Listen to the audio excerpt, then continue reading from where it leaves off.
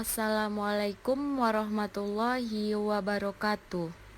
Baiklah, sebelum saya memulai presentasi untuk materi ini, izinkan saya terlebih dahulu memperkenalkan diri. Perkenalkan, nama saya Sally Aprilia Amanda dengan NIM 1986206078, kelas 2B semester 2. Mata kuliah Pendidikan IPS SD. Dosen pengampu Bapak Rizky Ananda MPD. Materi kelas 6 SD, yaitu tentang makna proklamasi kemerdekaan, upaya mempertahankan kemerdekaan, dan upaya mengembangkan kehidupan kebangsaan yang sejahtera. Makna proklamasi kemerdekaan. Proklamasi adalah puncak perjuangan rakyat Indonesia dalam mencapai kemerdekaan, serta sebuah pemberitahuan resmi kepada seluruh rakyat Indonesia. Proklamasi mempunyai arti penting bagi bangsa Indonesia, yaitu 1. Lahirnya Negara Kesatuan Republik Indonesia. 2. Titik tolak pelaksanaan amanat penderitaan rakyat. 3. Puncak perjuangan pergerakan kemerdekaan.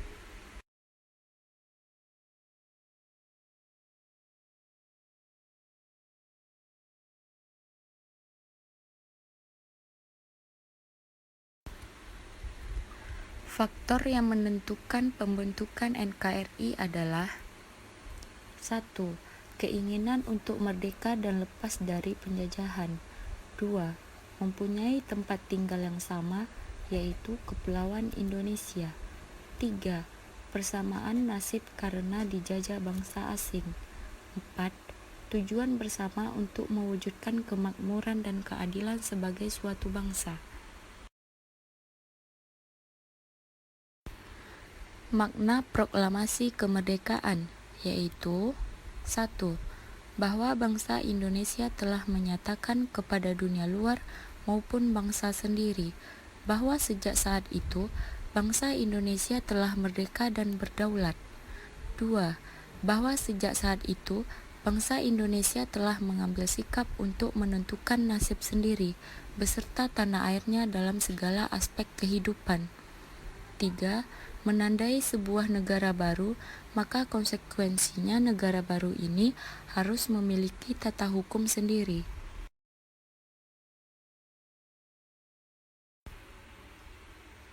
Upaya mempertahankan kemerdekaan, yaitu perjuangan bersenjata dan perjuangan diplomasi.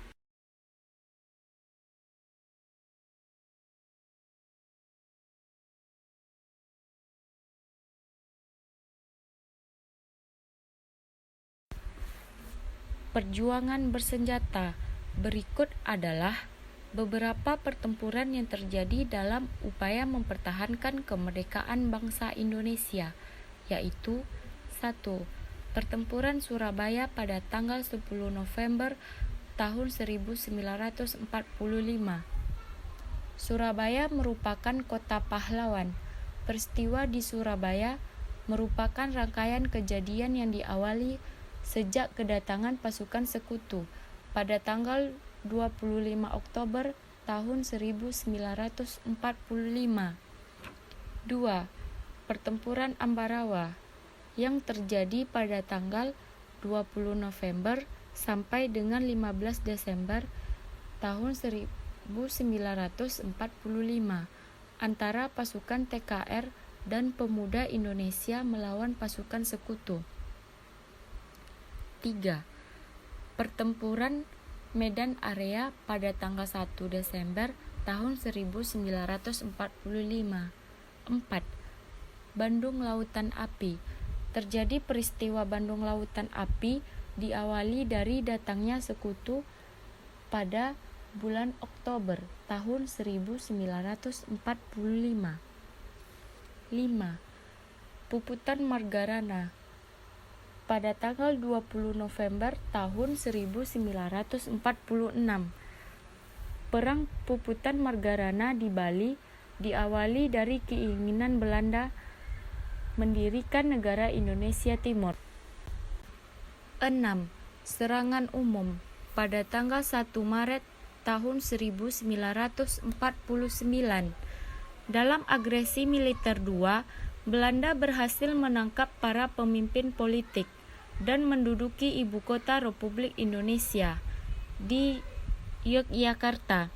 Belanda ingin menunjukkan kepada dunia bahwa pemerintahan Republik Indonesia telah dihancurkan dan TNI tidak memiliki kekuatan lagi. 7. Agresi militer Belanda 1 pada tanggal 21 Juli tahun 1947. Pada tanggal 21 Juli 1947, Belanda melancarkan aksi polisionil yang dikenal dengan agresi militer 1. Tujuannya adalah untuk menguasai sarana-sarana vital di Jawa dan Madura. 8. Agresi militer Belanda 2 pada tanggal 19 Desember tahun 1948. Belanda melancarkan aksi polisionil kedua. Belanda menduduki kota Yogyakarta yang diawali dengan penerjunan pasukan payung di lapangan udara Maguwo serta mengepung dan menghancurkan konsentrasi-konsentrasi TNI. Dalam agresi kedua, Belanda berhasil menduduki Yogyakarta dan menangkap para pemimpin politik serta militer.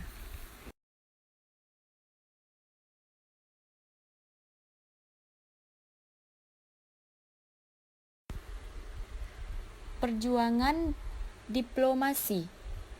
Berikut adalah beberapa perjanjian yang terjadi dalam upaya mempertahankan kemerdekaan bangsa Indonesia, yaitu 1.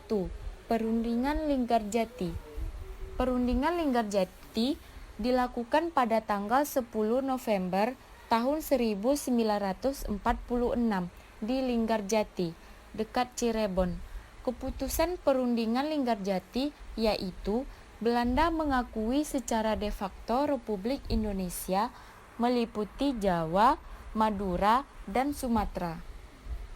2. Perundingan Renville. Perundingan Renville dilaksanakan di atas geladak kapal Renville milik Amerika Serikat pada tanggal 17 Januari 1948. Hasil perundingan tersebut yaitu wilayah Indonesia diakui berdasarkan garis demarkasi dan Belanda tetap berdaulat atas seluruh wilayah Indonesia sampai Republik Indonesia Serikat terbentuk. 3. Perundingan Roen-Roen. Kesepakatannya yaitu pemerintah Republik Indonesia dan Belanda sepakat untuk menghentikan tembak-menembak dan bekerja sama untuk menciptakan keamanan. 4. Konferensi Meja Bundar. Konferensi Meja Bundar merupakan tindak lanjut dari perundingan Roen-Roen.